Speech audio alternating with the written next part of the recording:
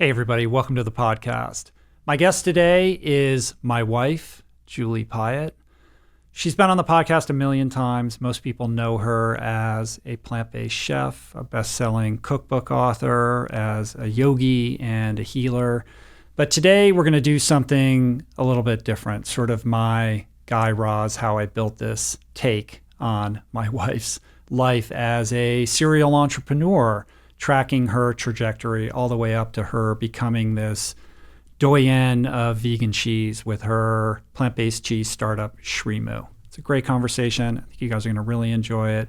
Lots of stuff we've never talked about before. And before we get into it, just a reminder, hit that subscribe button and that notification bell so you can be alerted every time we post a new video. And with that, please enjoy my conversation with my wife, Julie Piatt.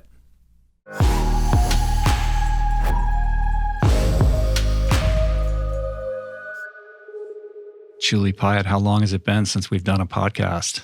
It's been, I think, 6 months, Ritual. Has it been that long? I think so. Aren't we in quarantine 6 months now? Yeah, but did we do one at the beginning of quarantine? Right at the beginning. Oh, we did. I want to say it was maybe right. like 5 days in. This might be the longest that we've gone without I've missed you. A check-in. I mean, since the beginning of the podcast, you being on episode 1 and on every initial episode, we've always done a podcast here and there every couple months or so. So this might be the longest interlude. But now you have another lover that you're doing your Q&As with. Oh, with Adam? Yes. Yes, the roll-ons. It's amazing. It's really, really good. Well, it's nice to see you. Thank you, honey. We could use this as a referendum on our marriage. How do you think our marriage is doing right now? It's holding up. Is it? Definitely. Yeah. We're 6 months into quarantine. It's been an interesting ride. It's had its highs and lows and everything in between, I suppose. I think that I've had more emotional peaks and valleys with it than you have. You seem pretty consistent. Well, consistent unless I'm on the frequency of our teenage daughters. Right. Well, that's been the challenge. The biggest challenge of this for us and our family really has been trying to help our daughters navigate the vicissitudes of what's being thrown at us right now. Or how to realize that our daughters don't want our help in navigating what's going on in quarantine. But it's been really unprecedented, and I think this is a global issue. We were teasing last night about, my son was saying, if every parent of a teen could do some documentary footage and it could be called Quarantine. Yeah. So it's been trying for everyone, and I know checking in with our pediatrician, he's seen levels of anxiety that are unprecedented in our teenage population. I mean, for people that don't know, or if you're new to the show, there's 6 of us cohabitating right now, 2 older boys, 25 and 24, Tyler and Trapper, who moved home at the beginning of quarantine from their apartment in Echo Park, which is kind of in the Hollywood area, and then our daughters who are 13 and 16. And overall, it's been a delight to have everybody at home, really precious family time, and I always try to keep that in the forefront of my consciousness and my awareness.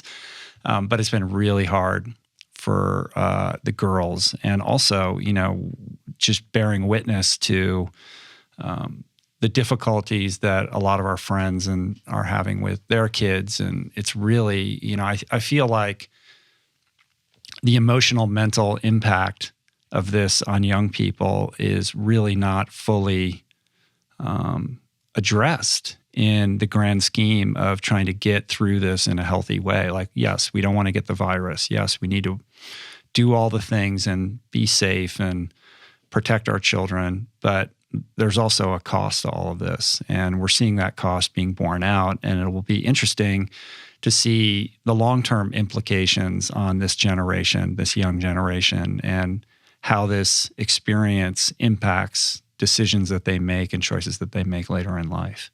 Yeah, definitely. And I think it's, like you said, I've been pretty consistent, and, there's many things about quarantine that I actually prefer. I prefer being at home with my family and creating meals together and, having time to reflect and slow down. And I think that quarantine provides sort of like an Ayurvedic prescriptive healing experience for us. And I do really believe overall that many of us, if we are the ones that don't choose to exit or leave the body, for various reasons during this time, that we will have gained years onto our life because of the slowing down. We see these benefits to the planet, to the air, to the waters. And yet, we have the perspective of having lived a very full life behind us. We've experienced many things in our lives. And even our sons who are in their 20s, it's very hard to imagine how they must feel, reflecting on what their future is going to be like, what's going to be available to them. And it's hard for us to really imagine what all these conditions present in the psyche of a teen, of a young child. And just recently, one of our daughters, she's very concerned. She was basically telling us we needed to move, that we were not safe. And, this is a very real emotional state that children are experiencing, that we're all experiencing in different ways. Yeah, the mental emotional fallout is very real. And, at least with respect to our 16-year-old daughter, she's not interested in any prescription coming from us, right? She's trying to craft her own identity in contradiction to us. Like, she's trying to figure out who she is by pushing the boundaries of, kind of our lifestyle parameters. And part of that's healthy because that's how she figures out who she is. But also it makes it challenging when we're all cohabitating and we're trying to be helpful to her and she's resistant to hearing anything from us. That's right. Well, it's healthy for her and very challenging for us, trying for us. But there are beautiful moments within that journey. And I find the energy going up and down a lot more rapidly. Like within a week span, there's a lot of different colors of experience that I'm having within the family. And I think the beauty is being able to go on that journey and just be present in the moment to what's happening. So, sometimes there's a lot of screaming and tears and, bumping up against rough edges. And then other times, doors slamming. Yeah, there's a lot of sweetness though, too, and moments that are just stolen, that never would have happened if we weren't sequestered, if we weren't quarantined. So there are a lot of treasures that are available to us. It's an intense time for sure. Yeah. I vacillate between being totally fine with the whole thing and despairing. Like I miss the travel. I miss being able to, plan adventures and have things to look forward to on the calendar. And when one day just bleeds into the next, everything starts to feel a little bit mundane. And that's when I get into a funk. But you really are able to surf it more gracefully than I do. And I suspect a lot of that has to do with your own spiritual practice and these kind of rituals that you've set up. Like you get up at 3 or 4 in the morning and you do a fire ceremony and then you're out. We have an outdoor tub and you're out in the bathtub under the stars. You do a lot. Like before anybody else wakes up in the morning, you've already lived like an entire day. It's true. I mean, those are, for me, I don't know where I would be if I didn't have my deep connection to my faith and the spiritual perspective of what is going on. I don't know how I would feel without that. It has been really a treasure of connection to understand that there is a greater plan, that this is a moment of immense transformation, and believing and living in the awareness that we incarnated for this purpose. Like we all chose to come into a body during this time at this unprecedented moment, and what the opportunity is to participate in evolution and also creating a brighter world, a higher vibrating experience for humanity, for animals, for the planet, and even beyond this realm. So how do you remain grounded in that conviction when you open up your phone and start scrolling through, the various versions of vitriol and dissonance and discontent and argument that seems to be kind of the touchstone of 2020, especially as we, near this election and with the fires that we've been dealing. Like, there's so much upheaval right now across the world. And it's easy to say, well, this is a moment of transformation and this is an opportunity. But I just know for myself, like, exposing myself to too much of that really starts to become disheartening to me. Yeah, but that's true. And so there's a lot of it, right? Like unprecedented darkness being revealed in all areas of our life. And what I think this does is it starts to communicate to us that we've been living in illusion. We were maybe thinking that we were living a different life than what we really were living. So in my awareness, it's sort of like the light goes on and you're seeing everything scurrying around, but it was always there. It's not like it just is existing now. It's sort of like the result of our collective actions, of the aspects of what it means to incarnate in planet Earth with all of its polarity and all of its contrast. And so it's sort of revealing the truth of what is. And I think the opportunity is to understand that everything is being gaslit. Every single perspective that is being presented has the potential to have been manipulated. And so what do we do with that? Yeah, it's really hard to find your footing. Yeah. How do you, who can you trust? What channel are you going to trust? What person are you going to trust? And in my spiritual journey of my life, it has led me to know that we can only trust our true inner compass, which is our own heart. And how do we know how to trust our own heart? We have to spend time in communion with our own life form, our own direct connection to source. And for me, and for many of us, this will come in as a feeling tone in the body. So we have to train ourselves to understand that just because somebody writes something or because somebody says something doesn't make it so. And we are very expansive technologies, the human being, and we have more senses than 5 senses. And so this is giving us an opportunity to really feel into situations, and being in touch with your body gives you the connection. Your supreme intelligence is in your heart, not in your mind. It's not your intellect, it's your feeling. And we're going to have to develop this ability to trust what is right for us. Well, that's a practice. I mean, I think and that's something that you have, developed over many years by virtue of the things that you do. I feel like most people are pretty disconnected from who they are, and they're living their lives reactively.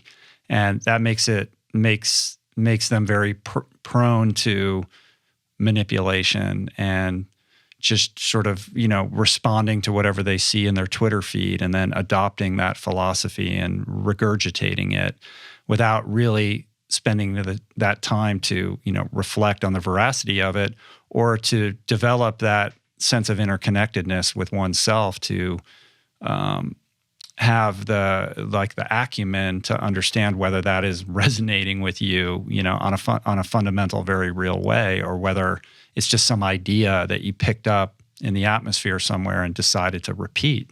Right, it's true, but we have to begin now. And so for me, these are what's happening on the planet are things that I've been aware of for many years. And I've been the crazy person who, has this perspective. But the gift of this is now we can really start to look at what is. So we can really see that in our society, there are a lot of forces that are not operating for the benefit of humanity. They are not what I would call life-affirming agendas or intentions.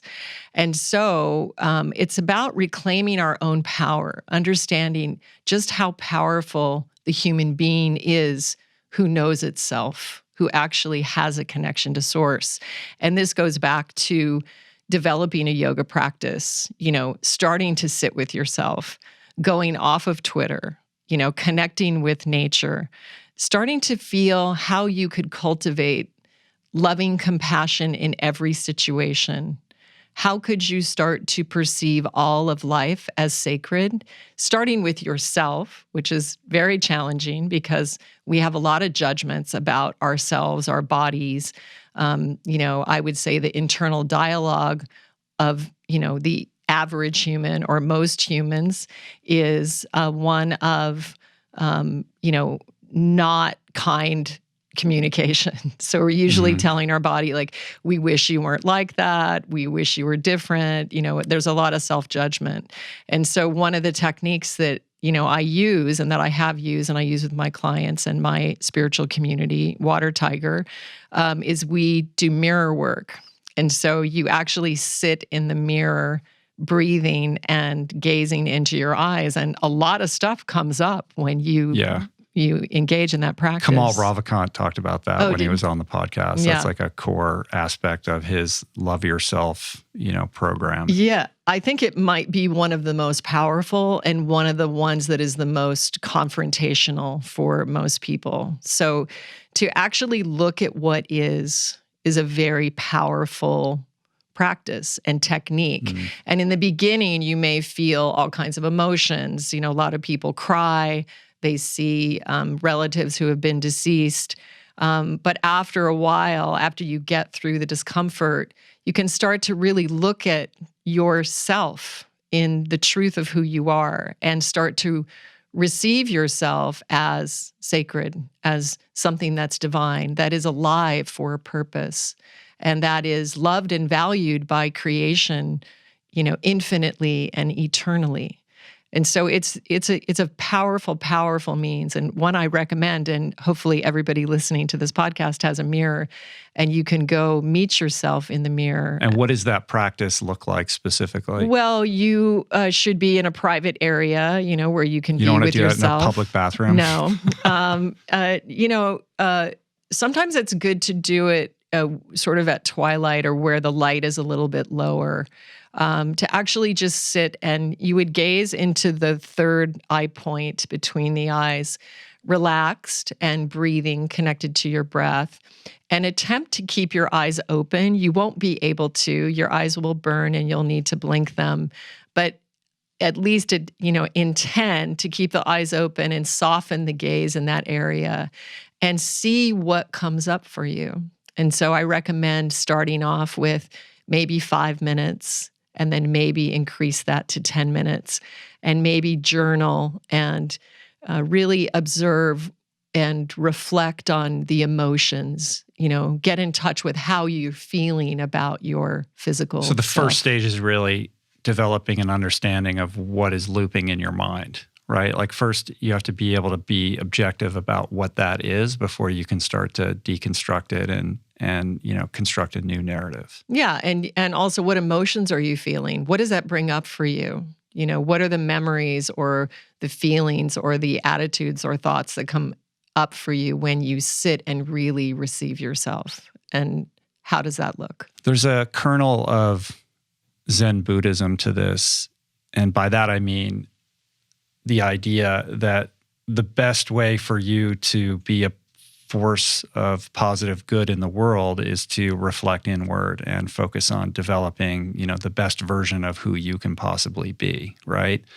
How do you square that with a sense or a call to take a stand on an issue or a feeling that, this is a moment where we can't be quiet and we need to exert ourselves or have our voices be heard on some of these issues that culture is grappling with right now. Because those are two different things. Right. By this practice, I'm not suggesting that we all go to the mirror and all of our problems will be solved. And right. It's like being in the cave versus being in the world. No. So I think this is a really amazing opportunity for us to stop doing this human tendency which wants to choose one way. So we want to say this or that.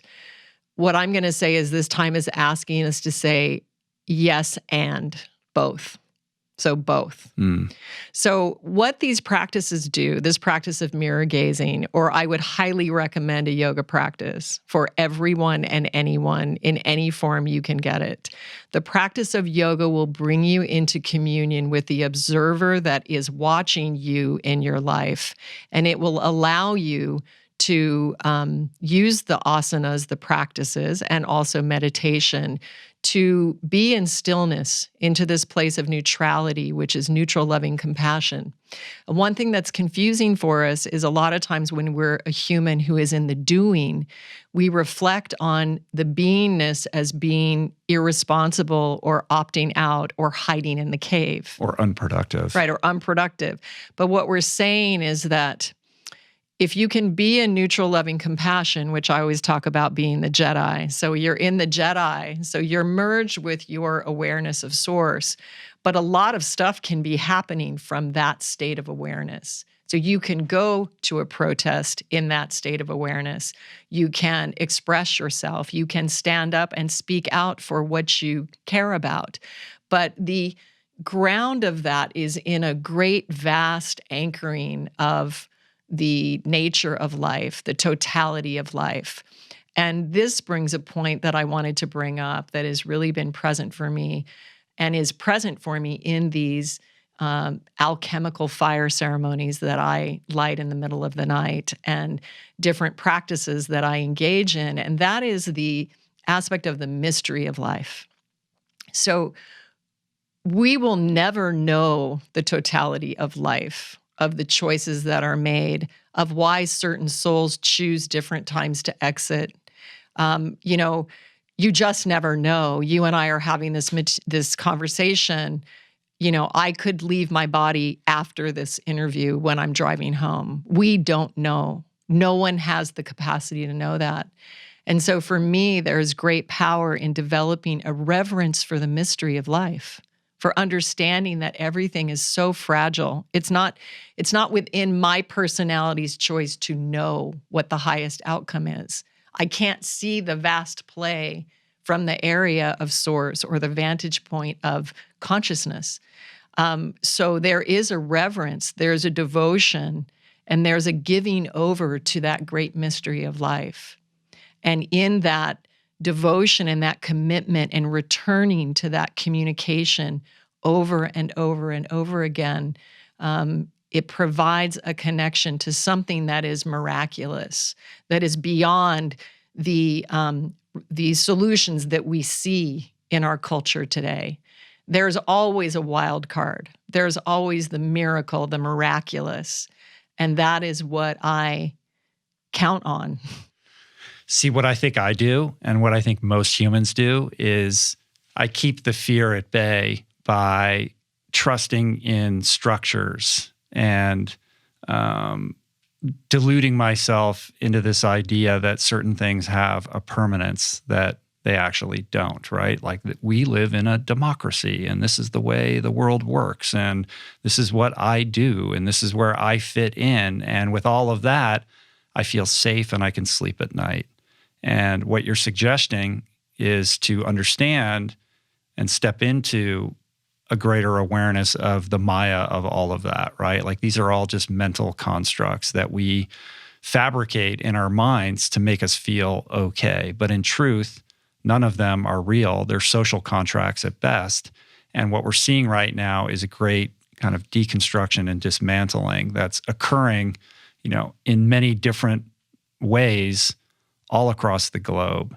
And that's fomenting a lot of fear because it's challenging people's ideas around the permanence of things and the fragility of not just our own corporal physical bodies with respect, vis-a-vis to this virus, but the planet's fragility in light of, how humans have tread on it over the last couple hundred years.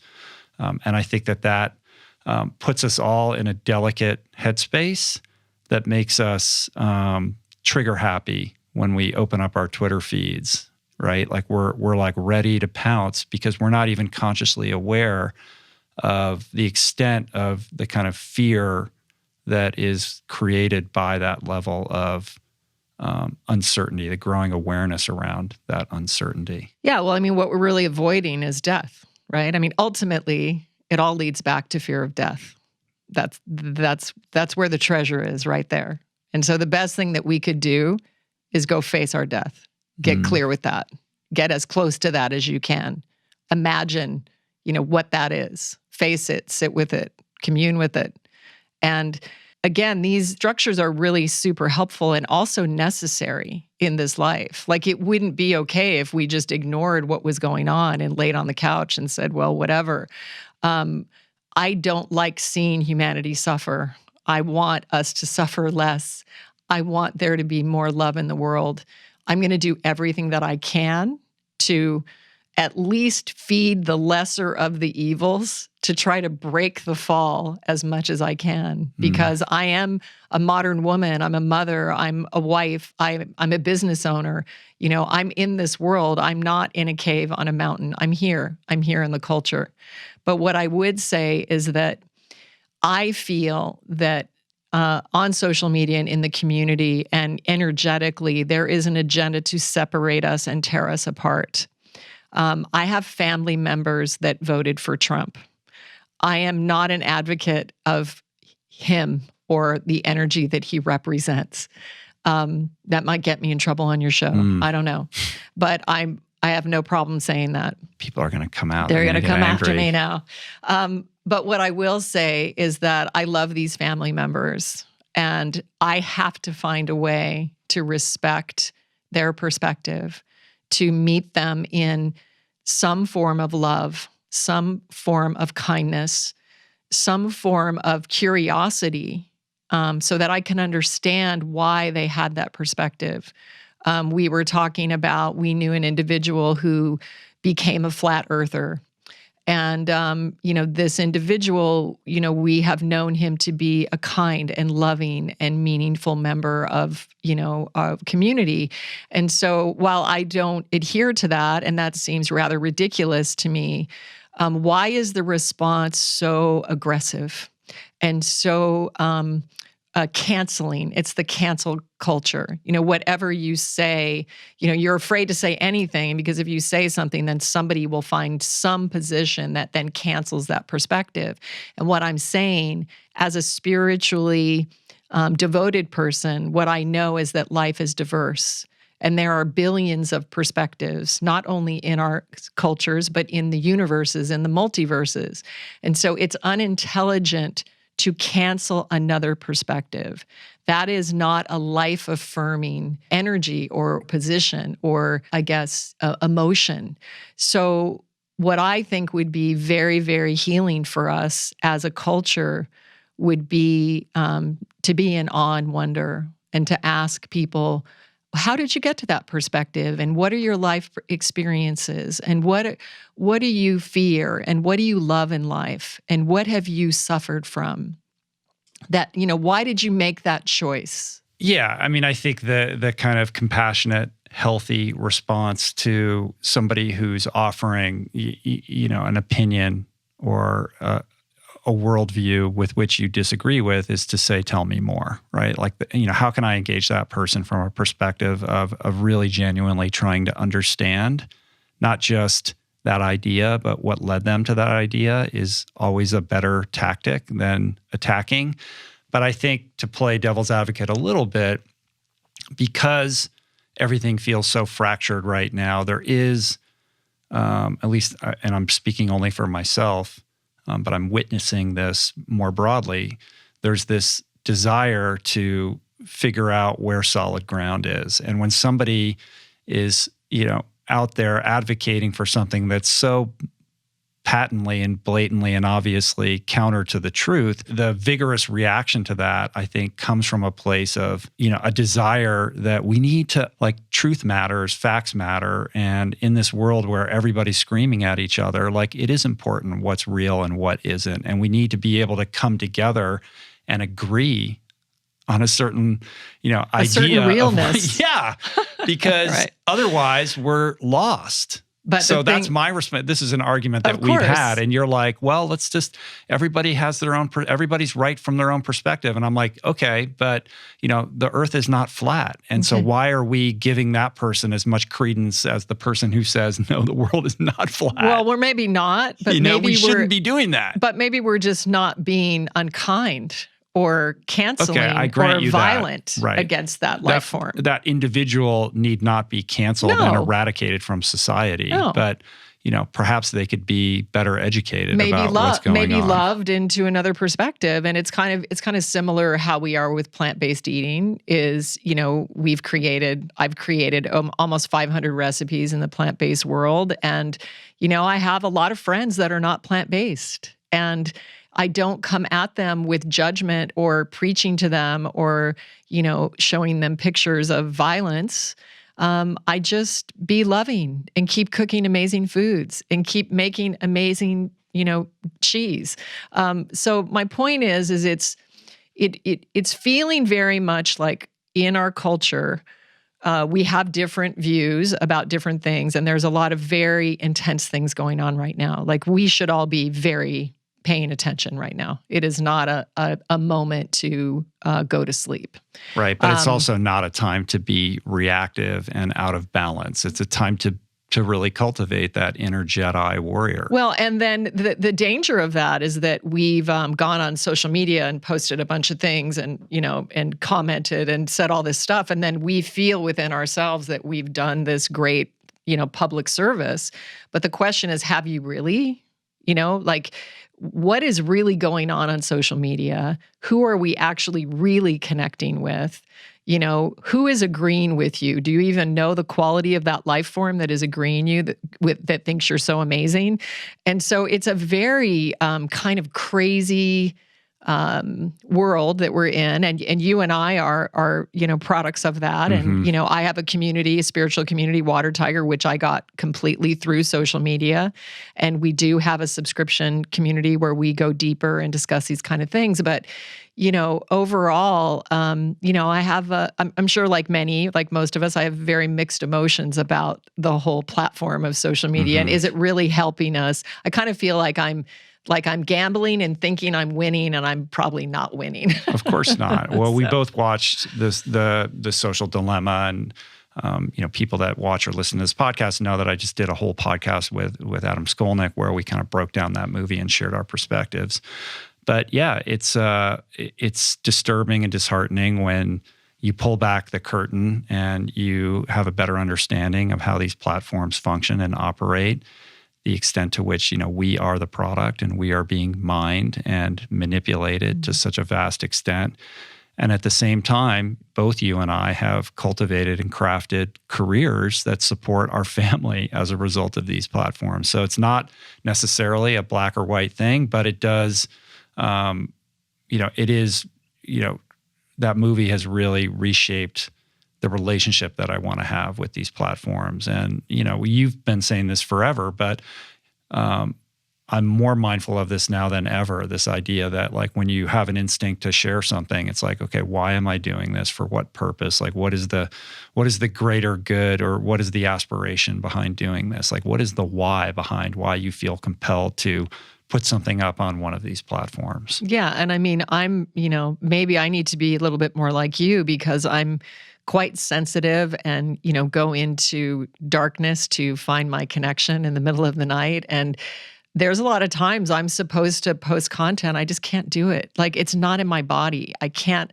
I've tried to get on like a schedule so that I'm consistent. I've never done that. You've been such an amazing consistent, but I mean with your podcast. Yeah, and like but now everything. like I really I use it to share new episodes of the podcast. It's pretty rare that I use it for anything other than that. Yeah. And unless I just I wake up and I feel like, oh, I have something cool that might be helpful, that I feel good and I feel like sharing it, but I don't feel compelled to just be, sharing my life all the time on there. I don't think that's healthy. I mean, you were in the early days, but not now. Yeah. So, and the other thing is it's not just that we've built, a career. We have thousands of people that we have had deep, meaningful life experiences through. So social media for you and me has not been a light thing. It's been a very deep thing. And I've met incredible people as a result of it. And a lot of the guests that I've gotten on the podcast, I've been able to do that because of social media. Yes, yeah. You know? So it's tricky. It's tricky, but I think now, that we have a greater perspective, it's up to us to choose to use the tool and make sure that we're not being used by the tool. So we're being used by it. We're definitely being used by the tool. If you're using it, you're being used by it. Right. That's the truth, right? And that's the disturbing reality. Mm-hmm. But I mean the level or the extent. Right. But I think the pernicious aspect of it is that when you think you have a healthy relationship with it, you're still not fully aware of the extent to which you're being manipulated and used by it. And that was the real message of that movie. Like, even if you think like, oh, all I do is do this, or I do, that's not what's going on here. Yeah. It's a much darker reality. And I know for myself, the solution isn't to just, basically delete all my accounts, because this is how we make a living and communicate with the world. So how do you do that in a safer and healthier way? Yeah, I don't know. I mean, a few months ago, I hired Ollie, a friend that had come on a Plant Power Italia retreat, and he's been creating an online platform for a subscription that wouldn't be even part of Squarespace. It would be its own sovereign technical platform. And that's not a replacement for social media, but it has been in my awareness of the fact that there may be a world in not too far off future where we have our content on our own individual platforms. Well, I'm in the process of putting that together as well. I mean, you have Water Tiger. No, I've teased this out. I haven't talked about it at length, but this fall on an undisclosed date, because we're still building it right now, I'm going to be launching a subscription service. And a big part of it is for that very reason. Like, I want to take these communities not offline, but off of these platforms where it's a safer, healthier environment for the people who are interested in the things that I care about and that I speak to on the show and beyond, to gather and commune in a way that where they're not being data mined and they're not being manipulated in that way. Yeah, we hope so. We hope we could create that. Well, let's shift gears a little bit. We have a little bit of a show and tell here. If you're watching this on video, you can see like all this plant-based cheese here. But before we even get into the latest with SriMu, I think one thing that gets lost in your story, as somebody who's been on this podcast a million times and is always sharing, deep thoughts and, these spiritual practices, is the fact that, and you alluded to it a minute ago, the fact that you're like this serial entrepreneur and always have been. Like, you're a powerful businesswoman. Like, setting aside SriMu, which we're going to get into, I mean, you had, this garment line for years and years and years, like pre-internet, where you were doing direct to consumer before it was a thing, and you had this robust interior design business. Like, you've had a lot of chapters in your business career that have delivered you to this place to, create this new venture that you're working on right now. So I thought it would be cool to share that side of you a little bit, because I don't know that we've really fully explored that on the podcast. Yeah, cool. Thanks for that. It's kind of interesting to hear you describe me like that. Thank you so much. I received that. You're a startup founder. I kind of am. No, I actually am. You've had multiple startups. It's my main mission. Well, okay, so Rich is going to judge me because I have a business degree from an inferior university. I don't have a business degree at all. But you went to really good schools. I went to Arizona State, everyone. So, hey, man. And I have a business degree. I actually went there because I was frozen after having been raised in Alaska. So I think I just entered like a certain climate into this computer, and it gave me these options. And like, I'm going there. It's dry and hot. Yeah, I was like, I'm going to where the sun shines every day. And I didn't have good SAT scores or anything like that. So anyway, I went to Arizona State. I had never been to Arizona. And within that 4-year period, I also lived in France for 6 months, which was a phenomenal experience where I learned to speak French fluently and created a whole community there that was amazing. But I came back and graduated from business school with a degree in international marketing. And the crazy thing is that my mom, so she's from Chile, and she was from a sort of high society part of life there. And her father left her mother when she was 16 years old. And so he was a healer like I was, and moved to the South and spent his days out actually as a healer. He was very much like me, and I never met him. But she would always tell me, my father would have loved you. Like, we're very alike. His name was Ernesto. So my mom really wanted me to have business nailed. And my dad ended up marrying her. Because of that instability? Yeah, that instability and the fact, she then supported her mom and her sister, and she spoke English quite well, and she became a secretary, and then that's how she ended up meeting my dad eventually, and they moved to the United States. He was a Texan who was down mapping the jungles. He was mapping the jungles of the Amazon. My mother was engaged to an American engineer, and this engineer drowned a month before their wedding, and my father was his replacement. It's a crazy story. Crazy story. Like, somebody's got to make a movie about it someday. But anyway. And he's a bush pilot, hunter, fisherman from Amarillo, Texas. So it's very much a Green Acres thing. Like, he meets this kind of high society Chilean woman and takes her back.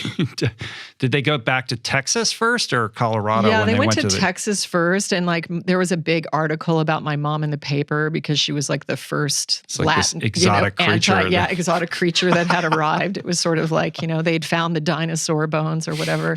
And then they moved to Colorado, and she gave birth to 5 children. I'm her youngest, and I'm named for her mother. And so I'm Julie Rosado, named after Julia Rosado. And your mom had a dress shop for years and years and years in Anchorage, right? 30 so years. Is that where you first learned business? Yeah. So I went to East Anchorage High School,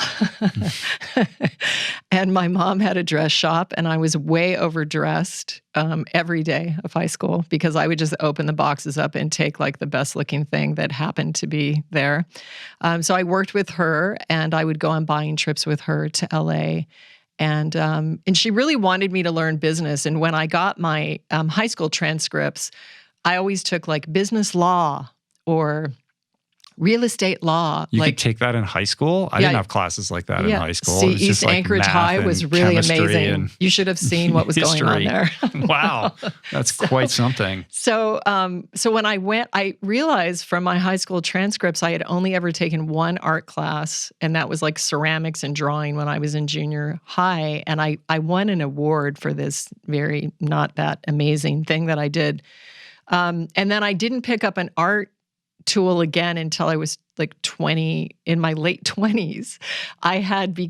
So I went to Arizona State, lived in Paris, then graduated, and my sister was working in the garment business, my sister Vicky. In LA. And I didn't know what I was going to do, but I had no intention of going to LA. And she introduced me to this guy named Michael Bush, and he was a garment salesperson, and he interviewed me and hired me. So I came to LA and went right to downtown to the LA Mart and started working.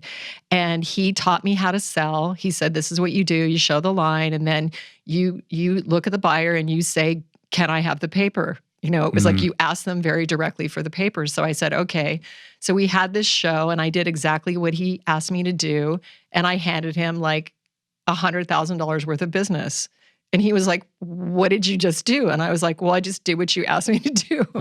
And so instantly a salesperson was born, and I ended up having this amazing experience in garments. I worked for the notorious Alan Schwartz, who owned ABS, which are some of the most hilarious and he's like king of the knockoffs. Yeah. Right? And quite an extraordinary, eccentric person. But much sexual harassment and things going on during those years. Yeah, it was a big, like, if that was happening, I mean, the Me Too aspect of that world is out of control. I could have sued so many people. I mean, I was locked in my showroom at different times, not by Alan. This was a different boss. But anyway, so I ended up becoming the West Coast sales manager for Shelley Siegel, who's an amazing designer, lovely, lovely human being. Do you remember the actor Robbie Benson? Yeah. That's his sister. So she was quite talented. She designed a line called Laundry, and Shelley used to invite me in to edit her line. She wouldn't let anybody else in. And so in my late 20s, I decided to go back to fashion design school as a professional, and I got my fashion design degree in a year. And I picked up a pencil and discovered that I had a natural talent for drawing that I never knew. And I was so bummed because I felt like I spent all of these years of my life not developing what I'm made to do. But in the end, it worked out because I had both business and creative. I was able to get up to speed creatively, more quickly. So I created my own fashion line, and I took it to iMagnin and sold it and got on the cover of their Christmas catalog. And that launched my collection. Julie Piatt collection. Julie Piatt collection, right. Mm-hmm. And it hung in bridge, and I was hanging What does that mean, hung in bridge? Oh, it's lingo for, being in the garment industry. It's basically like it's not super cheap, but it's not designer. It's like a bridge line, so it's between. And I hung with lines like Anna Sui, Mark Eisen, DK, Calvin Klein, which is called CK.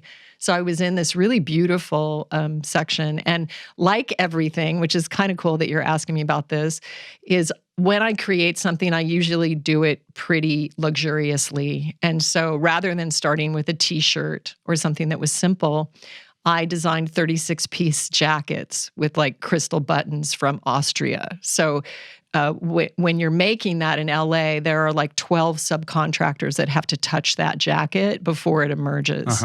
And so it was a very complex business that I ended up going into. Well, the hilarious thing, I mean, first of all, it's worth saying, like, everyone knows you as like this cookbook author and this person who's created, all these recipes. But, it's fascinating to hear that the roots of this are in a completely different industry. And you've told stories over the years of just how insane the fashion industry is. Like, no other business would function the way that this functions. Like, you would come up with this design and you'd create the pattern, and then you'd take it to these various subcontractors and say, this is how I want it. This is how you sew it. This is how it goes. And then they would just return it to you completely different. Like, if you say, I want A, they just give you Z, and then they look at you blankly like, what do you, and you're like, this is not what I ordered. And they're like, well, this is what it is. Oh, it's highly complex. I mean, you can't even do that. First of all, you're a small manufacturer, and so they're sewing companies that are massive. So you have to go in and develop a personal relationship with the subs to somehow convince them to sew your small lot. It's just not worth their time. It's not worth it, yeah. So it's all personal. And if you leave them, I remember the first time, like, I lied to the buyer at iMagnin and told her that I was had full production facilities. I'd never produced one thing in my entire life.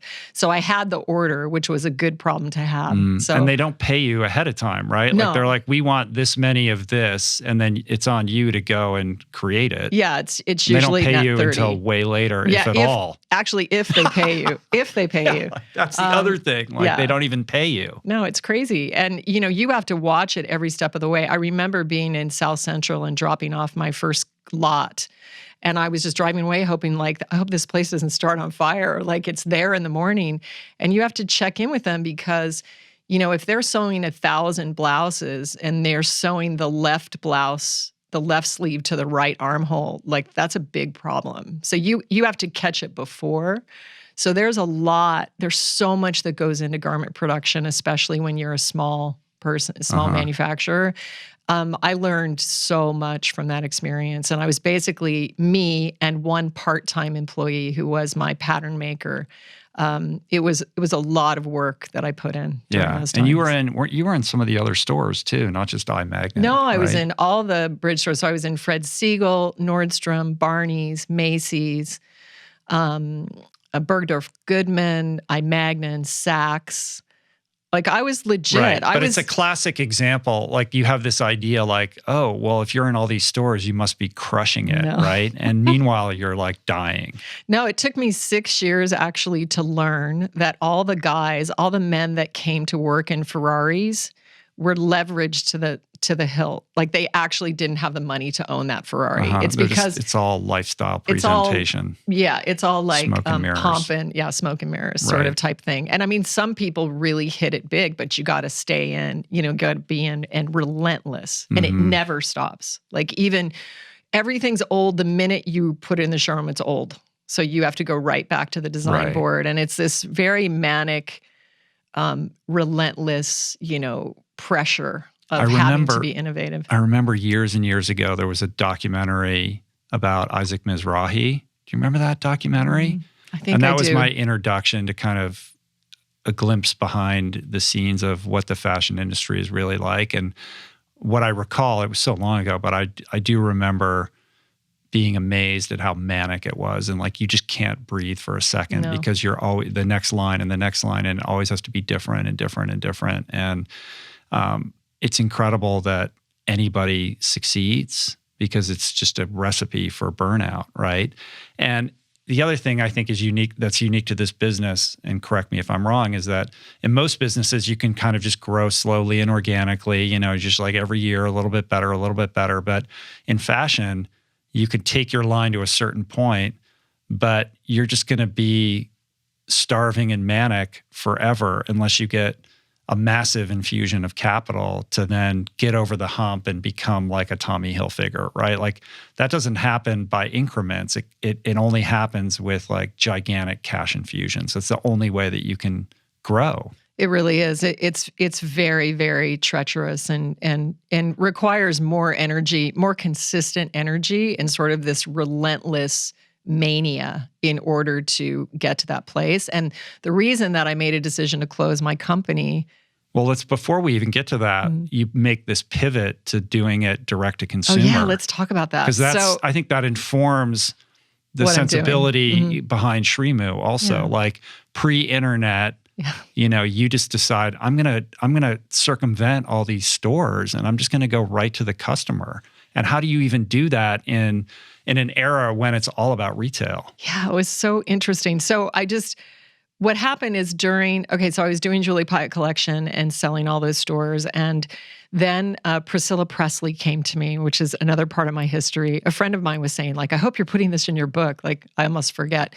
Priscilla came to me through another producer that I knew, and she asked me to co-design a line with her for Home Shopping Network. And I really like Priscilla a lot. She's quite a beautiful woman, and I really, really enjoyed her. And so I was like, okay, this is a great opportunity, and I spent 6 months with her.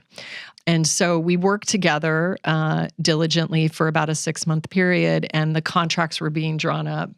And the night before I was supposed to sign the contract, I started vomiting. And everything in my body was like, you cannot do this arrangement.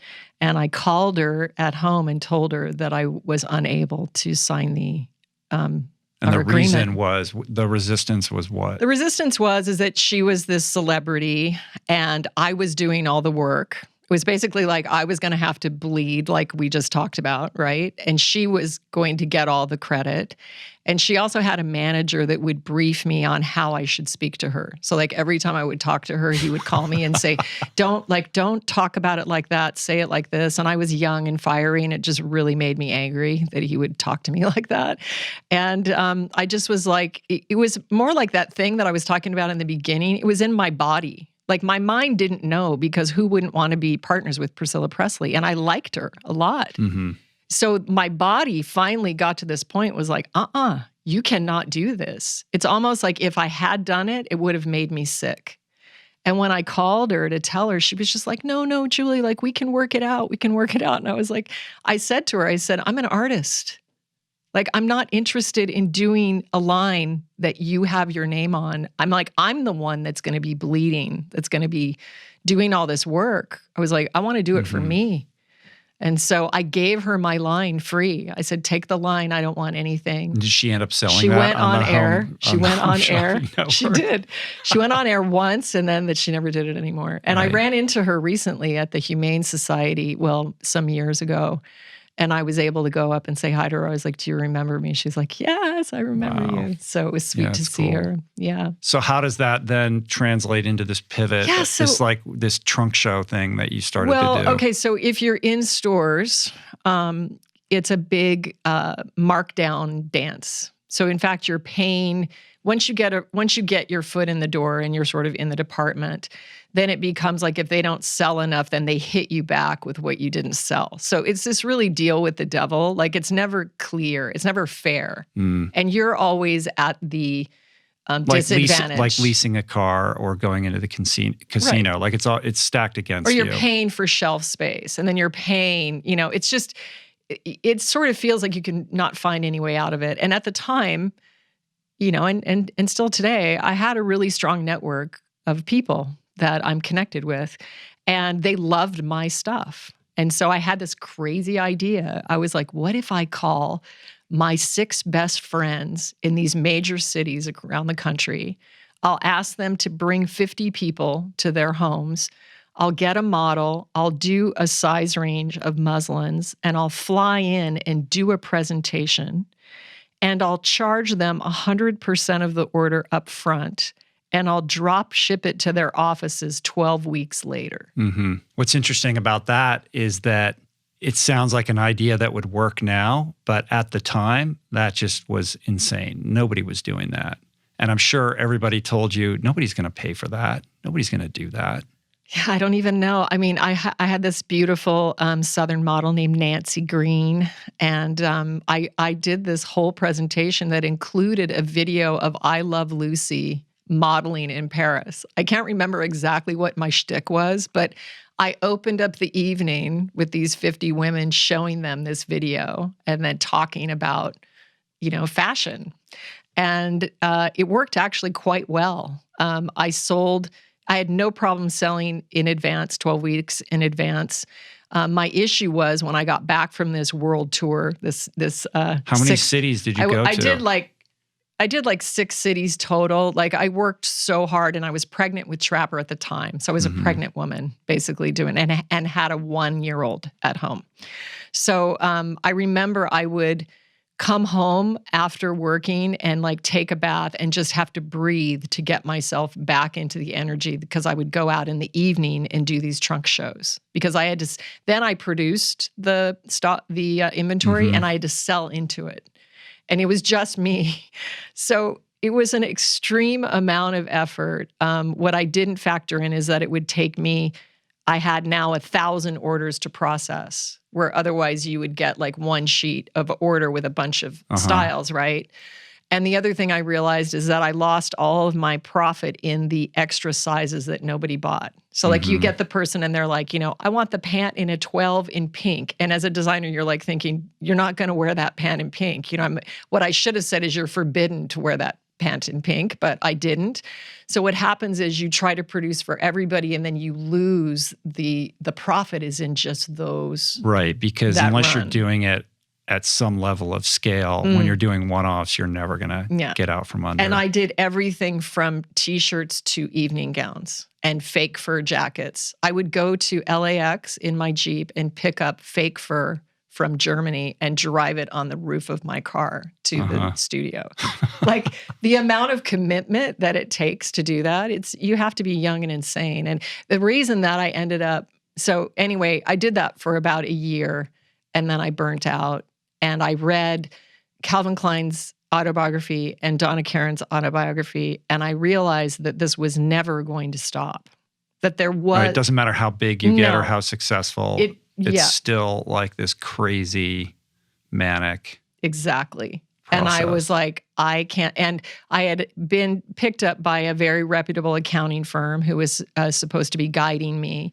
And I had done a big fashion show at the Pacific Design Center, and I had over 100 styles in that show. I had women from the real estate community that I knew modeling for me. I had some professional models, but I also brought real people into the show. And it was this beautiful night. And I remember my father's jaw was on the floor. He couldn't believe that I had done all of that. one of the times that he was so proud of me. But I was pregnant with Trapper, and I walked out on the runway at the end with Tyler in my arms and Trapper in my belly. And I had just managed this like Herculean thing. And so after Trapper was born, I don't know, maybe 6 months after he was born, I made the decision to close the company because I was like, I just can't do it. And I was heartbroken, literally. I got sick for like 4 weeks, and I had left with like $150,000 debt. Like when the train stops and everything hits the wall and the whole thing. It all catches up with you. And I was so unseasoned in business that I took that so personally that I couldn't repay some of those things. And I would go see my subs and they would say, Julie, it's okay. Like, this is business. You're going to be back. Like, it's fine. But it literally was like really soul crushing to me. So when you look back on that, do you have any regrets? Do you ever imagine what it would have been like? Like, let's say somebody did come in and say, here's, I love what you're doing. You just need structure and you need help. Like, here's X number of dollars to get you rolling and hire staff and create some infrastructure here. Yeah. I mean, I was a prolific designer, literally never out of creative ideas. And my line was beautiful. When I look at photos today, it's still beautiful. It's not like it was a fad. It just wasn't meant to be. And I guess the silver lining for me is that when I did close the company and went through like a 4-week collapse, after that, I found yoga and I started practicing yoga. Even though I was still spiritually connected because we were following Deepak Chopra's 7 laws of spiritual success. Like I had my team and my people, we were always inspiring them in that kind of way, like a, altruistic living. And you did Tony Robbins a bunch of times too, didn't I did you? Tony Robbins I did all Tony Robbins programs, all the mastery, financial mastery, Unleash the Giant Within, whatever it is. I firewalked with him. I firewalked with him totally. It was great. My partner in those was Chuck Norris's sidekick on the show. Is his name Clarence? I don't remember. Anyway, super fun. He was my partner in one of the advanced, programs. So it was really cool, but literally broke my heart. After that, I became a house contractor, and I built a home that overlooks all of Malibu. That's the highest point. That was the home that I had with the boy's dad. And then after that, I built the home that you and I are in now. So, and everybody was like, oh, building, isn't that stressful? I was like, no, it's just one house. It's not 10,000 sleeves. So I had, the idea that building a house would be simpler than manufacturing a line of clothing. Way simpler. Ironic and hilarious. Yeah, way simpler. And I love it. And if anybody gets a chance to do that, it's a wonderful, wonderful experience. I really loved it. Well, I think what's great about those stories that you just shared is that they all inform kind of what you're doing now. And people will look at you and say, oh, now she's the Doyenne of, vegan cheese, but look what backed it up. Like there's a whole career, decades of, experience that you garnered, doing difficult things in the business world and succeeding and failing and trying again. So when you look back, when you reflect on those experiences, what did you learn that has informed your approach to, SriMu and what you're doing now? Well, I mean, I think what I've learned is that, in order to create something that's very powerful, the vision has to be very unified, like very, very true and very, very real. So I knew when I was creating SriMu, it was sort of had to be this expression of beautiful design, highest quality, purest ingredients, and really done in the way where I consider SriMu to be a beauty brand. We haven't seen it. There's more going to be coming. Cheese is leading. But it's really a beauty brand. I'm offering SriMu as an invitation to a beautiful life. And that beautiful life comes from eating a high vibrational, not cheese product, which I call the next evolution of cheese. So I'm not asking us to give up our love of cheese. I've just made it better. So it's better for our health, our bodies, it's better for the animals, it's better for the planet, and it's ultimately better for our children. And so for me, meeting Brian O'Hara, who is the amazing artist who did this coating, which I have these tattoos go out with SriMu shipments. And this coating, Brian has written backwards and read backwards his entire life. And so he developed this branding for me. This says devotional offering. This is what is within this coating. And it's part of my label and my brand. And so I guess for me, it's like I had to start at the peak of the artistic expression, knowing that this is a global brand. And I have over 40 recipes of cheese where I can tell you anyone that ate them would be, falling on the floor in ecstasy or being very excited about the flavors. But SriMu now is at the top of that. And then, as I go, there will be more mass products and, there's many more aspects of the business in the vision. So perhaps I'm overestimating how aware the audience is about what you are doing at the moment. It probably is worth providing a little bit of background.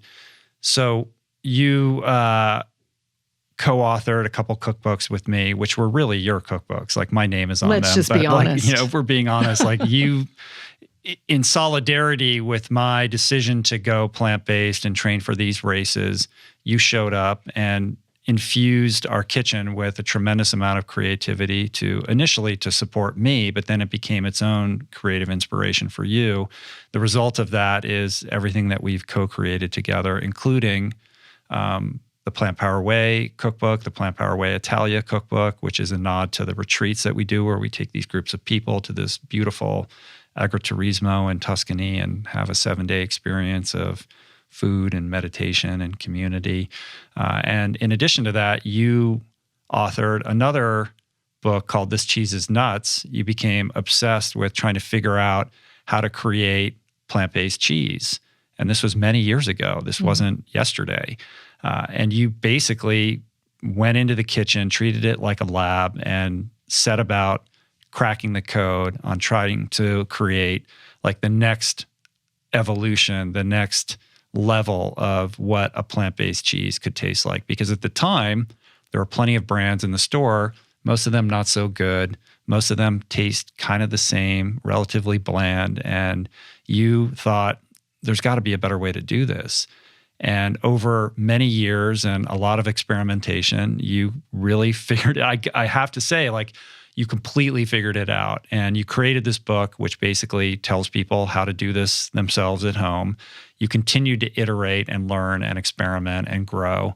And then it got to this place where people were like, well, I love the book, but I'm just never going to do this at home. Like, can you just because you would make it and we would bring it to dinner parties or we would share it with friends and people would just flip out. Like they would just lose their minds. They just couldn't believe that there wasn't dairy in this cheese. Because this isn't like American slices of cheese. This is like high-end, very fine artisanal wheels of cheese that are reminiscent of, the Parisian flavors that you're so familiar with, whether it's a brie or a camembert or, those kind of exotic, very cheesy iterations of cheese. And people would say, like, can you just make, like, I'll buy it. Like, I'm too busy. I'm not going to make this. Will you just make it? And you were like, I'm not going to do that. But then, it dawned on you at some point, I'm interested in what that point was, where you just decided, okay, maybe I can do this. And so you set about like creating this line of cheese called SriMu, which is now a full-fledged startup. We're going to get into what's happening currently with it, but you've turned it into this really beautiful direct-to-consumer product line. Mm-hmm. Yeah. Super proud of you. Thanks. I mean, first of all, I have friends of mine that live in Paris half the time, Lucy and Jan Welters, and he's a fashion photographer. She's a stylist, and they eat French cheese. Like, they speak French, their kids speak French. Like, they live in Paris half the time, and they were freaking out over my cheese. So they would just be, inhaling it, saying, "You have to make this. You have to make this." And I took a long time. I have to say, I had a lot of pain over what I attempted or what I experienced with Julie Piatt Collection. I was like, I know what production is. I'm not at a loss at what that is. And I started to sort of meditate on what it would take to launch this food company. And quite frankly, it's a lot simpler. It's a lot more direct. And it has a greater capacity to make a global impact that will be a legacy for me. I mean, something that would actually transform people's lives from within their kitchens. And I've done that with my cookbooks. And, I know that food is an energy. Recipes are an energy. And I believe that when I infuse these recipes with my love of source connection, that this somehow makes it into whoever is eating the food. And so with SriMu, the vision was to make a beautiful brand that was crafted in devotion with the best ingredients and was made with the purest intentions. So truly, truly made for the purpose of supporting animals, supporting creating more love on the earth, supporting our bodies. I have a very sensitive stomach. I can't eat dairy. I can't eat a handful of nuts. I mean, I can eat dairy, but I have a stomach ache after. So let's be clear. Before when I wasn't vegan, but even if I eat a handful of nuts, I have a stomach ache right away. So working with these cheeses and curing them and soaking them and adding the cultures and processing them, I never had a stomach ache any of the time. And I was absolutely stunned at the quality of cheese experience that I've been able to create. And the reason I think that I was able to create it is that I literally worked on my own in an experience of exploration, and I just went for it and tried things. There were a lot of fails before I figured it out, but I've really figured it out. Yeah. Well, a couple things. The first thing is there were a lot of people who said, well, why don't you just go to the farmer's market and set up your booth and like sell it? And you're like, I'm not doing that. Like I did a version of that when I had my fashion line. I'm not interested in that. I'm only interested in creating something that I can scale. And secondarily, there's this idea when you raise the issue of like a plant-based cheese, people immediately think fake cheese and their mind turns to all these, processed chemicals that a lot of these companies use as binders to create the flavor and the texture that people are used to with cheese, right? And that's like a hurdle that you've had to address and overcome because there is none of that in what you do. I mean, there's actually very few ingredients in this product. Yeah, they're very pure. This is not a gooey, creepy vegan cheese that tastes horrible that you want to gag. It's very pure and authentic. And I think if what I've learned as a designer, you asked, what did you learn? Well, I think what we learn as designers or painters or fashion designers or writers is you get to a level of maturity where you understand that less is more. In fact, it's the simplicity that makes something extraordinary. And so if my recipes stand for anything, they stand for the ability to be simply showcasing what Mother Nature provides with some alchemy and design and flair and, and definitely taste. But it's really in the simplicity of what is done and trying to preserve purity in the product. Yeah. So one of the things that really struck me about this journey that you've been on is that you really took your time. Like you, for months and months and months, were in this incubation phase where I would be like, are you ever going to like introduce this to the world? But you were very patient. Like you really wanted to be sure about the name and, what was the mission statement and how were you going to package these things and what recipes were you going to lead with? And to me, I just thought, just make a decision and start doing this. Like, what are you waiting for? Now I see in retrospect that paying off because the level of like care and intentionality that you invested in making sure that you were making those decisions correctly for you and what you really want. Like, I guess what I'm saying is you were like, I could do it many different ways, but I don't want to look back on this 5 years from now and say, why did I do it this way? I should have done it this way. And I think I would, I'm projecting, but I would suspect a lot of that was informed by not wanting to end up where you ended up with Julie Piatt Collection, where you were in this manic thing and not enjoying your life. Yeah, definitely. I mean, it's not lost on me what production entails. And, the other thing is the amount of waste that is incurred during fashion production. And so I had to think and really meditate on this long and hard, whether I really wanted to step into this space. And I would say the driving factor that really made the decision for me is the opportunity that I have to make a global impact. And I saw how food transforms our lives. When people are cooking out of our cookbooks, we're literally living in their kitchens. They're eating the same food.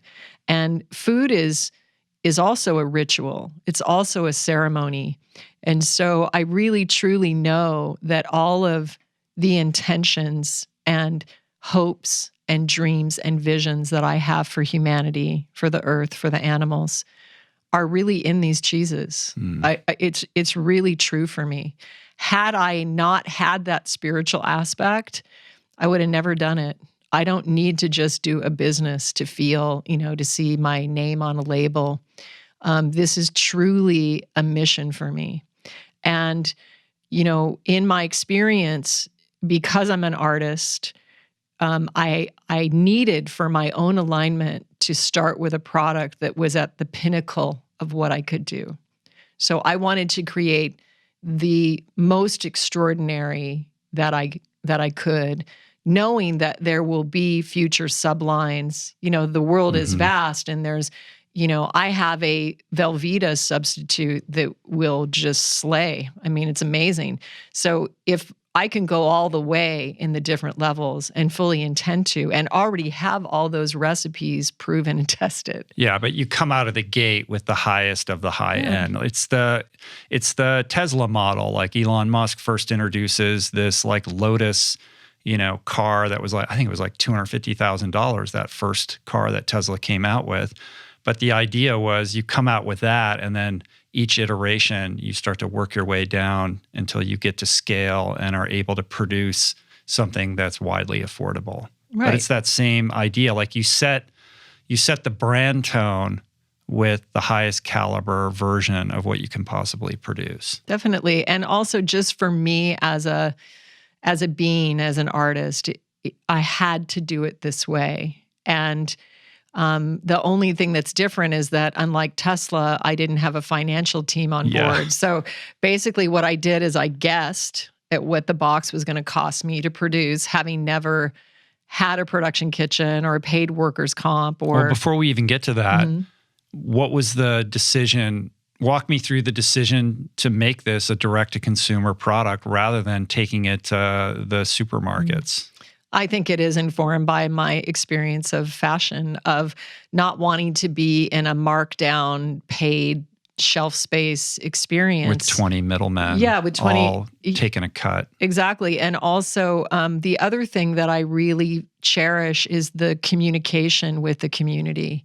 So the ability to actually speak to global issues, speak to spiritual issues, speak to health issues, and have a dialogue, with this group of people. So for me, it's about sort of calling all these souls together so that we can collect our energies and then all go out and make a better world, create a brighter world. So it was really that community aspect, the community aspect around food, that really informed my decision to go subscription with this product. Right. So you make these top-level decisions. You're able to raise like an angel round of funding to get you up on your feet and rolling. You get into a commercial kitchen space in downtown Los Angeles. You hire a bunch of people, and you're rocking and rolling, and you're starting to build your subscription base and make a name for yourself. And then boom, pandemic. COVID. Yeah. So how has this experience impacted you as a business person, and how you're trying to, manage throughout all of this. Yeah, it's been challenging, and I'm extremely blessed that we are an essential business because we are a food business. And also we are perfectly positioned for home delivery to actually offer this cheese experience into people's individual homes or into their safe community bubbles. So as a category, I see it as an opportunity. Of course, we experienced shipping failure with UPS and FedEx, with them not guaranteeing shipments at all. And then they failed to ship over 3 months, 20% of our shipments. The shipping has just been insane. It's been insane. Seeing you try to figure out how to untie that knot. Right. And of course, because I created this, high-end box that weighs quite a lot. And one thing I did do right is, I chose the box size, and after a lot of research and going back and analyzing the size, I really chose the right size. Like, there isn't a different configuration that would have made it cheaper. It's all about scale, really, and also packing products that actually can keep the product colder for a longer period of time. So during COVID, we've been shipping literally overnight to make sure that people receive their shipments, because it's just been about making sure they receive. Going forward, we have different packing rating materials that keep the package cold for 3 to 4 days. Right. So that changes a lot for us. But one thing that I want to share is I found out, I hired a financial analyst. So what I did is I was already in this process before COVID hit, doing a lot of research, meeting with every single expert and, genius that I know, just getting people's feedbacks on financial decks and on strategies and these type of things. And then COVID hit, and I hired a financial analyst, and we've spent all these months going through every single cent, every line item, every process. And what we discovered is that I was undercharging for my box. So for the Sacred Altar box, I was charging $130 just because I was like, well, that, I kind of did it on a paper and was like, maybe that's the price. And what we've discovered looking at the margins and everything else is that box is actually $174. So I want to mention that anybody that has a current existing subscription of SriMu and has supported me, we are going to grandfather those rates in for you, as long as you keep your subscription current. But then I moved to, I wanted to offer some more products. So what I did is I created a 4-wheel box and then a 3-wheel box. And you don't get the fresh flavors. So there's fresh mozzarella that comes in a jar that's in the big box. In the big box in water. And then there's the smoked almond cheddar, which is this not your grandma's cheese ball. It's like insanely good. But the wheels you can get in the 3-wheel or the 4-wheel. And so we're very excited. We're actually launching with the 3 and 4-wheel. The 3-wheel is $88 and the 4-wheel is $117. And I've got 2 new flavors. Also that I've... So we have a show and tell here. Should I go around? Okay, why don't you go do that now? This mic. If you're not watching it on YouTube and you're listening, dial up to YouTube so you can see the presentation of all these crazy cheeses here. But it's not what you would imagine or suspect when you think about plant-based cheese. I can tell you that. Yeah, so what do we have? Okay, so what we have on the board here, we have 4 wheels and we have our bonfire. So this is not your grandma's cheese ball. One here. Yeah, it's called Bonfire. It's a smoky almond cheddar, absolutely delicious appetizer. And you can also put it into tacos.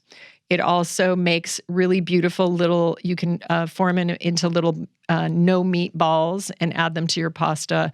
It's irresistibly delicious in every way, and it's shipped in this beautiful cheesecloth inside a jar. Then over here, we have one of our new flavors. It's called Dolce Vita, and this is inspired by Gorgonzola Dolce. And the blue is actually an antioxidant of blueberry, which just makes the beautiful pattern. This is our creamiest cheese. It's made with coconut and cashews, and tastes very cheesy, not sweet like coconut, but it gives it that kind of creaminess. Then we have our sort of hero of the cheese board, which is called Birdie.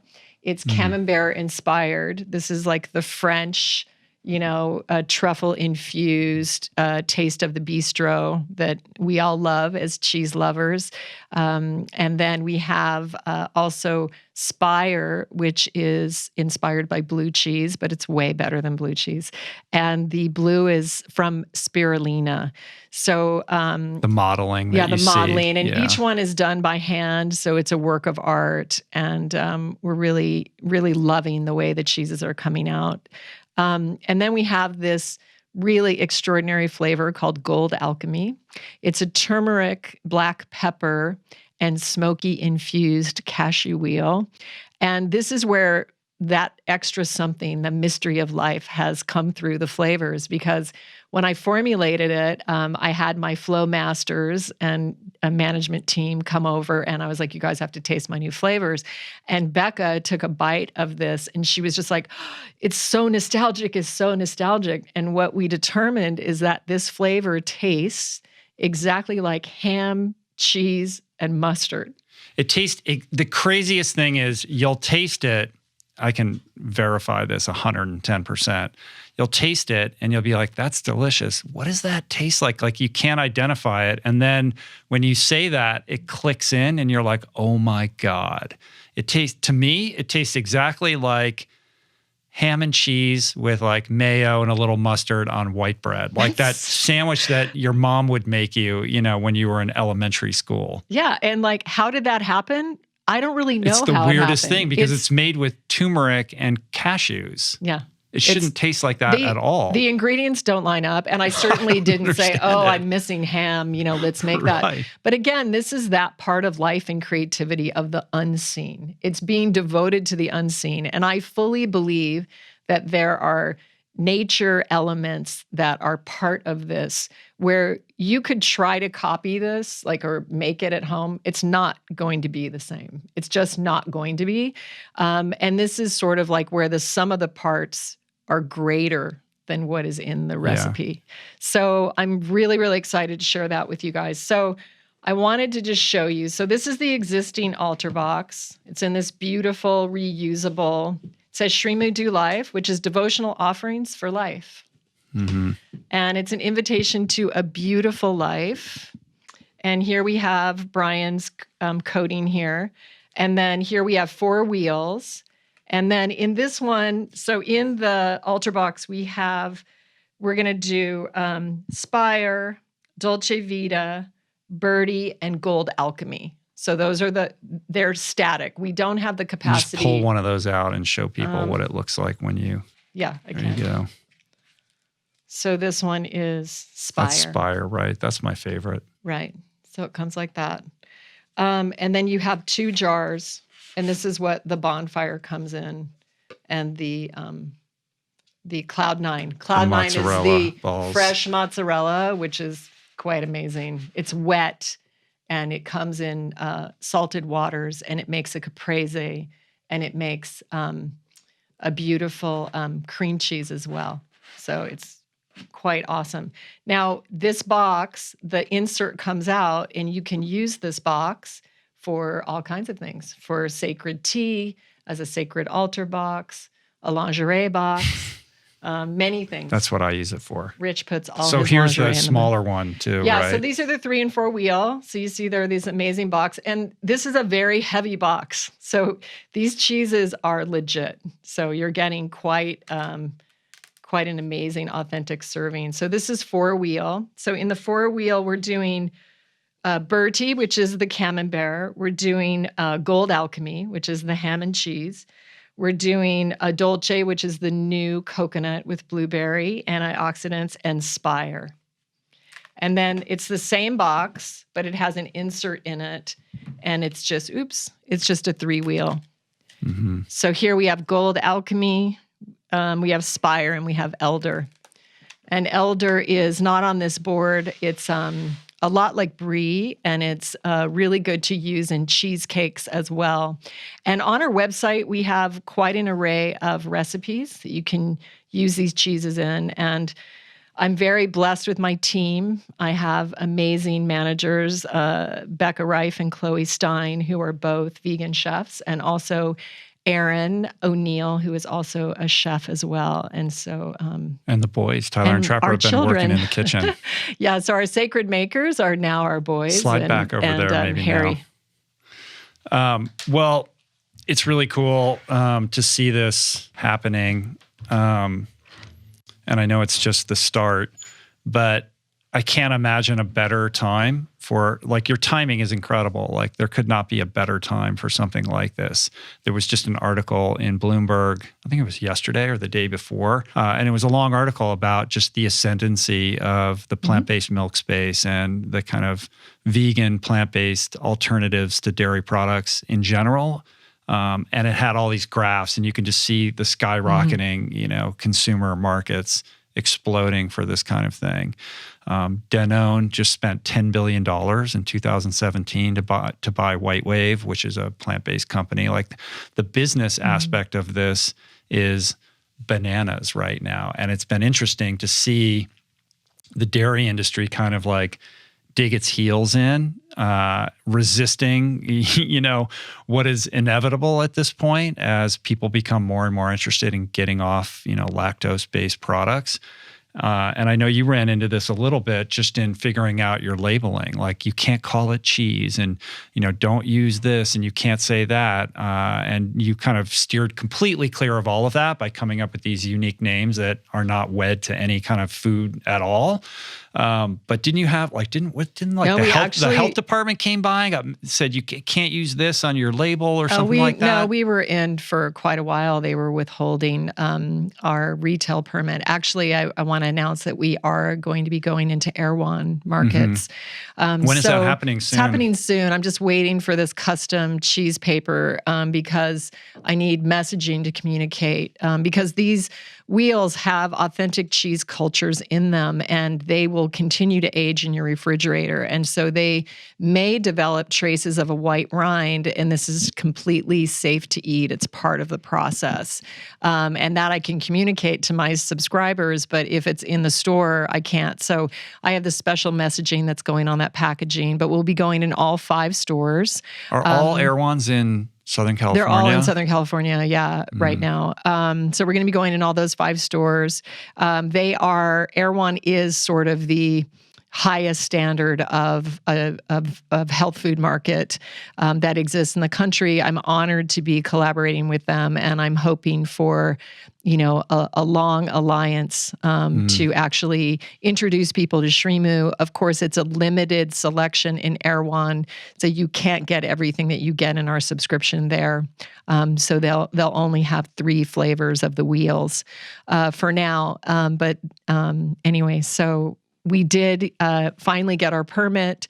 We were able to create the label that I wanted to, and actually want to thank Good Food Institute and Bruce for helping me with that. Yeah, helping me and being, just super supportive. And now the thing that I'm a little challenged with is the rates that I'm having to pay for workers' comp. They are making me categorize as a dairy company. And so that's also one of the challenges of small business. Which is so crazy. Like, they're I'm not using any dairy.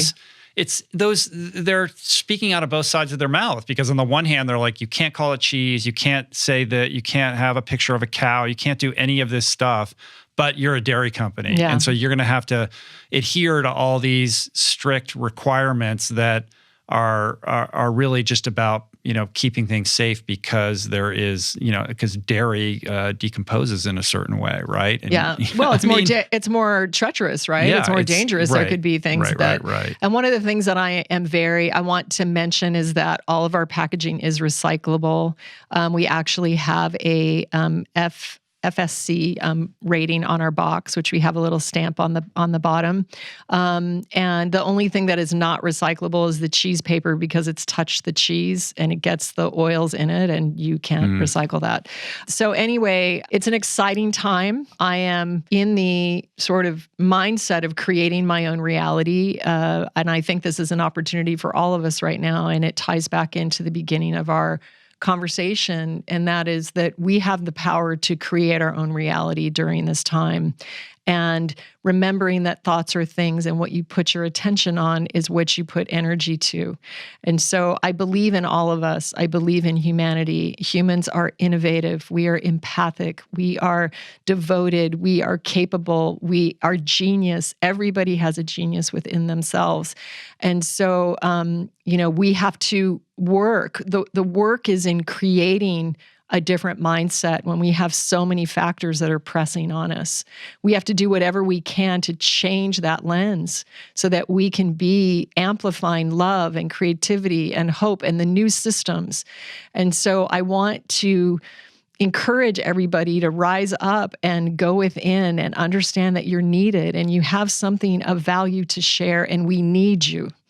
So I am embarking right now. I'm going out for my first raise, my first proper raise. And so we're going to be raising $3.3 million for a 4-year strategy that's going to take us to do about $24 million.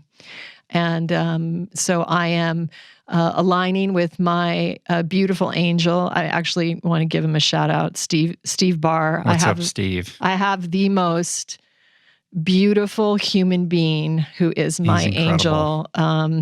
He is just an extraordinary light on this planet, and I feel so blessed to have him close. Also want to give a shout out to Chris Murphy and Save Earth and Chris Blair, who also supported me in the early days. So now here we go. We're going to be really looking for that person or group of people that are really aligned and hopefully strategically aligned, because I have the capacity to go wider with this. I mean, what we see on this board is just the very beginnings, and I'm the artist, I'm the founder, I'm the creator. I will hold the spiritual frequency, and I am dedicated with every aspect of my being to making this a global brand. And I am, open for that other team of individuals who have the resources, skill set, genius that can collaborate with me to really bring SriMu to the planet. Spoken like a true startup founder who believes in her mission and her product. I love it. I'm so proud of you. It's super exciting.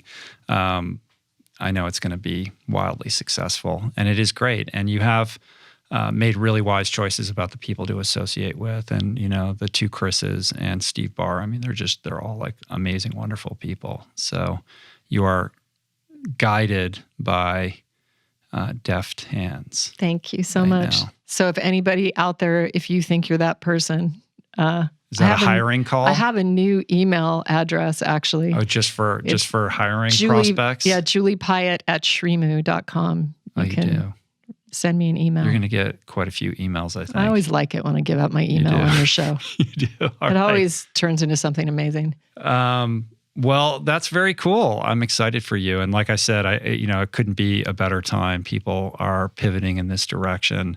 And even I did also want to mention that Miyoko, Miyoko's Creamery, Miyoko's a friend, and she's built this amazing, company in this space. And she just fought this battle because she was told by the state of California that she couldn't use the word butter, lactose-free, or cruelty-free on any of her product labels. And there was this whole lawsuit. the state was demanding that she cease using those terms. And there was also like a picture of her hugging a cow. Remember when you had that picture too? Yeah. And she prevailed. So great.